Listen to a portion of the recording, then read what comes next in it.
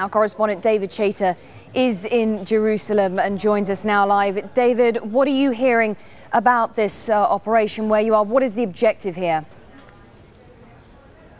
Well, first of all, an update on the casualty figures from the Al-Shifa hospital, which has been overwhelmed by the numbers of casualties coming from the eastern suburbs of Zaytun in Gaza City. They say that there are at least 50 people who are injured, and the death toll has now reached 14. This incursion began late last night, only a few hours after the peace talks ended. And it's aimed at what the Israelis call the Hamas stronghold in the east of Gaza City. And the clashes are still going on. They've got worse during the daylight hours. The Israelis have brought in Apache helicopter gunships, armored bulldozers and tanks to support the Israeli army troops on the ground.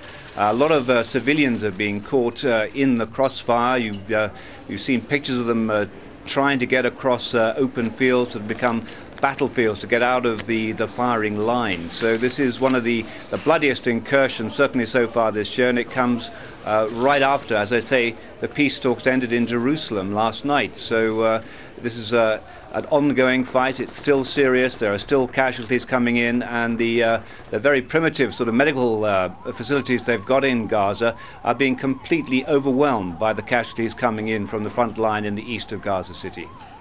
Now, David, as you say, the death toll is increasing. Number of civilians are being caught in the crossfire.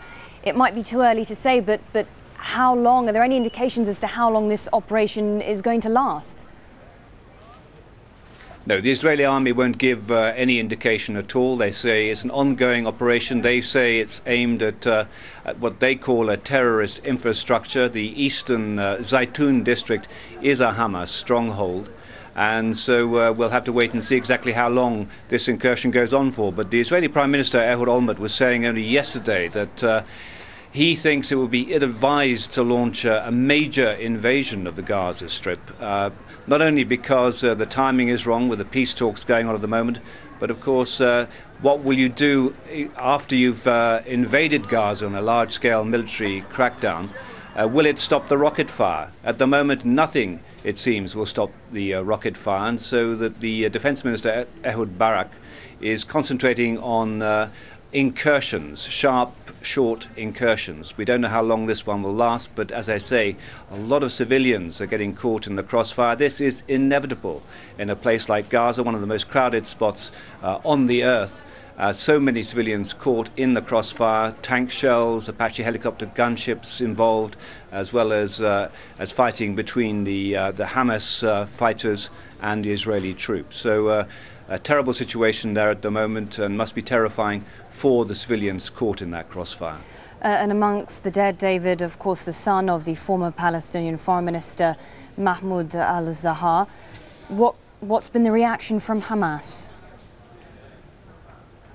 Well, Hamas is saying they have confirmed to Al Jazeera English that the second son of Zahar has been actually killed. He was defending the eastern suburbs, Zaytun district of Gaza City at the time when he was killed. And this, of course, is the second son of Zahar to be lost in clashes with the Israelis. His first son, his eldest son, was killed in an airstrike on Zahar's home in 2003. So this is a very bitter blow for a senior Hamas leader. David Chater in Jerusalem, thanks very much.